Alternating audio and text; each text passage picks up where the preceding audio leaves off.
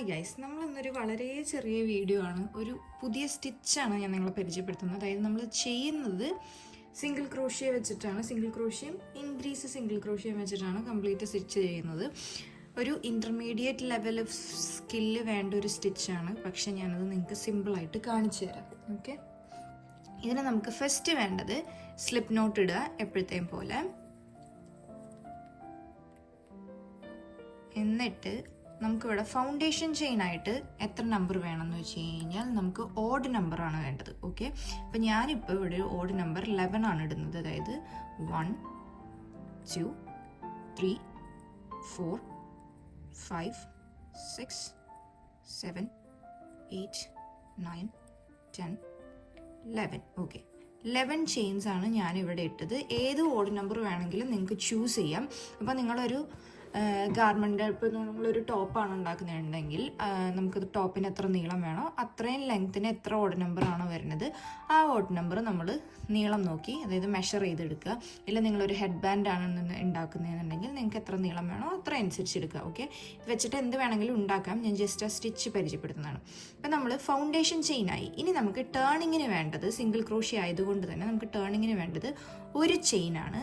ഈ ഒരു chain turn ചെയ്ത് കഴിഞ്ഞ് കഴിഞ്ഞാൽ നമ്മൾ വർക്ക് ചെയ്യാൻ പോകുന്നത് നെക്സ്റ്റ് വൺ, അതായത് ആ ടേണിങ് സ്റ്റിച്ച് സ്കിപ്പ് ചെയ്തിട്ട് നെക്സ്റ്റ് വണ്ണിലോട്ട്, അതായത് ഈ ചെയിനിലോട്ട് സിംഗിൾ ക്രോഷ്യയാണ് ചെയ്യുന്നത്. ഓക്കെ,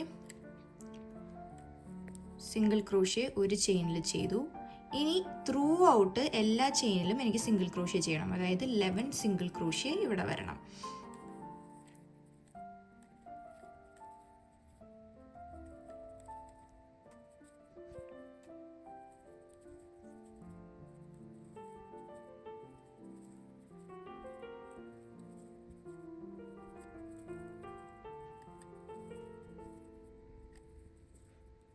നമ്മൾ 11 സിംഗിൾ ക്രോഷ്യ ചെയ്തു. അപ്പോൾ റോ 1 നമ്മുടെ ഫൗണ്ടേഷൻ ചെയിൻ ആയിരുന്നു. അതിൽ നമ്മൾ ഓഡ് നമ്പർ പ്ലസ് ഒരു ടേണിങ് ചെയിൻ ആണ് വേണ്ടി വന്നത്. അപ്പോൾ നമ്മൾ 11 + 1 12 ചെയിൻ ഇട്ടു. ബാക്കിലത്തെ 11 ചെയിനിലോട്ട് സിംഗിൾ ക്രോഷ്യ ചെയ്തു. അതാണ് നമ്മുടെ ഫസ്റ്റ് റോ. അപ്പോൾ ഫസ്റ്റ് ഫൗണ്ടേഷൻ ആയിട്ട് ചെയിൻ ഇട്ടതിന് ശേഷം ഫസ്റ്റ് റോ വരുന്നത് സിംഗിൾ ക്രോഷ്യാണ്. ഇനി നെക്സ്റ്റ് റോ മുതലാണ് ഇതിൻ്റെ ഇൻക്രീസ് എങ്ങനെയാണെന്നുള്ളത്. എഗെയിൻ ടേണിങ് സ്റ്റിച്ച് എനിക്ക് വേണം. അതിനുശേഷം നമ്മൾ ഈ വർക്ക് ടേൺ ചെയ്തിട്ട് നമുക്ക് വേണ്ടത് ഈ ഫസ്റ്റ് ചെയിനിലോട്ട് സിംഗിൾ ക്രോഷ്യ ചെയ്യാം. ഓക്കെ, എന്നിട്ട് ചെയിൻ 1 ഇടുക. സെക്കൻഡ് ചെയിൻ നമ്മൾ സ്കിപ്പ് ചെയ്തിട്ട് തേർഡ് ചെയിനിലോട്ടാണ് സിംഗിൾ ക്രോഷ്യ ചെയ്യുന്നത്. ഓക്കെ, തേർഡ് ചെയിനിലോട്ട് പിന്നെയും സിംഗിൾ ക്രോഷ്യ ചെയ്തു. പിന്നെയും ചെയിൻ 1, അത് കഴിഞ്ഞ് അടുത്തത് സ്കിപ്പ് ചെയ്യുക, അടുത്തയിലോട്ട് സിംഗിൾ ക്രോഷ്യ ചെയ്യുക. ഇതാണ് നമ്മുടെ സെക്കൻഡ് റോ എന്ന് പറയുന്നത്. ഇത് റിപ്പീറ്റ് ആണ് കേട്ടോ. അതായത് പിന്നെയും സിംഗിൾ ക്രോഷ്യ, പിന്നെയും ചെയിൻ 1 ചെയ്യുക, എന്നിട്ട് ഒരു സിംഗിൾ ക്രോഷ്യ സ്കിപ്പ് ചെയ്യുക, പിന്നെയും സിംഗിൾ ക്രോഷ്യ ചെയ്യുക. ഇങ്ങനെയാണ് ത്രൂ ഔട്ട് എൻഡിലോട്ട് ചെയ്യേണ്ടത്.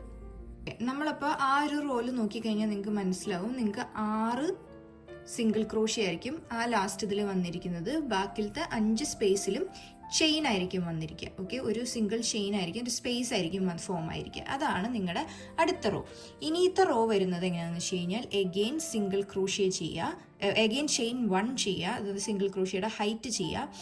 എന്നിട്ട് ഈ പ്രൊജക്റ്റ് പിന്നെയും ടേൺ ചെയ്തിട്ട് നമ്മൾ ഇനി സ്പേസുകളിലോട്ടാണ് വർക്ക് ചെയ്യുന്നത്. ഓക്കെ, ഇതാണ് എൻ്റെ first chain space, second one, third chain space, fourth chain space, fifth chain space, അങ്ങനെ 5 ചെയിൻ സ്പേസ് ആണ് എനിക്കുള്ളത്.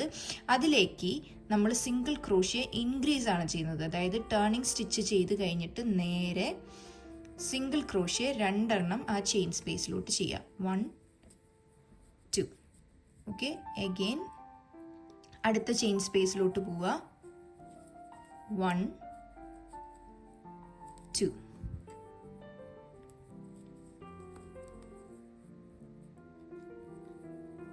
ഇങ്ങനെ റിപ്പീറ്റ് ചെയ്ത് ഈ അറ്റം വരെ നമ്മൾ ചെയിൻ സ്പേസിൽ മാത്രം ഇൻക്രീസ് ചെയ്ത് കഴിയുമ്പോൾ ഈ ഒരു റോ കംപ്ലീറ്റ് ആവും. അപ്പോൾ ഇനി നമുക്ക് ഇതിൻ്റെ നീളം കൂട്ടാൻ നമ്മൾ എന്താ ചെയ്യേണ്ടതെന്ന് വെച്ച് കഴിഞ്ഞാൽ ഞാൻ പറഞ്ഞ സെക്കൻഡ് റോയും തേർഡ് റോയും, അതായത് single crochet chain 1 skip 1, single crochet chain 1 skip 1 എന്ന റോയും, പിന്നെ സിംഗിൾ ക്രോഷ്യ ഇൻക്രീസ് ആ ചെയിൻ സ്പേസിലോട്ട് ചെയ്യണതും ആ 2 റോയും റിപ്പീറ്റ് ചെയ്ത് പോയി കഴിഞ്ഞാൽ നമുക്ക് ഈ പാറ്റേൺ നമുക്ക് നമ്മുടെ ഹൈറ്റിനും വിഡ്ത്തിനും അനുസരിച്ച് നമുക്കിത് ചെയ്തെടുക്കാൻ പറ്റും. അപ്പം നമ്മൾ ഈ ഒരു സ്റ്റിച്ച് ഇങ്ങനെ ചെയ്ത് വന്ന് കഴിഞ്ഞ് കഴിയുമ്പോൾ നമുക്ക് വരുന്നൊരു പാറ്റേൺ, ഇത് ഞാൻ ഇതിൻ്റെ ഒരു ഫുൾ വേർഷൻ, അതായത് കുറച്ചും കൂടെ ലെങ്ത്തിലും വിഡ്ത്തിലും ചെയ്തൊരു വേർഷനാണ്.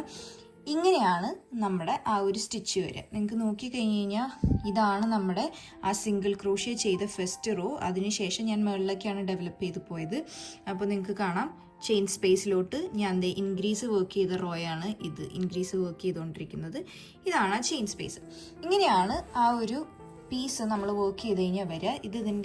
ഇത് റിവേഴ്സിബിൾ സ്റ്റിച്ചാണ്. ഇതാണ് ഒരു സൈഡ് വരുന്നത്, ഇതാണ് അടുത്ത സൈഡ് വരുന്നത്. നിങ്ങൾക്ക് ഏത് സൈഡ് വേണമെന്നുണ്ടെങ്കിലും ഉപയോഗിക്കാം. ഞാൻ യൂഷ്വലി ഈ ഒരു സ്റ്റിച്ചിൽ ഉപയോഗിക്കുന്നത് ഇതാണ് നമ്മുടെ റൈറ്റ് സൈഡായിട്ട് ഉപയോഗിക്കാം. ഓക്കെ, അപ്പോൾ ഇതിനെ പറയുന്ന പേരാണ് സീവ് സ്റ്റിച്ച്. ഇതിൻ്റെ ഒരു സ്കിൽ ലെവൽ ഒരു ഇൻ്റർമീഡിയറ്റ് ആണെങ്കിൽ ചെയ്യാം, പക്ഷേ എനിക്ക് തോന്നുന്നു കുറച്ചും കൂടെ ബിഗിനറിന് പറ്റിയ രീതിക്ക് ഞാനിപ്പോൾ എക്സ്പ്ലെയിൻ ചെയ്ത് തന്നു എന്ന് ഞാൻ വിചാരിക്കുന്നു.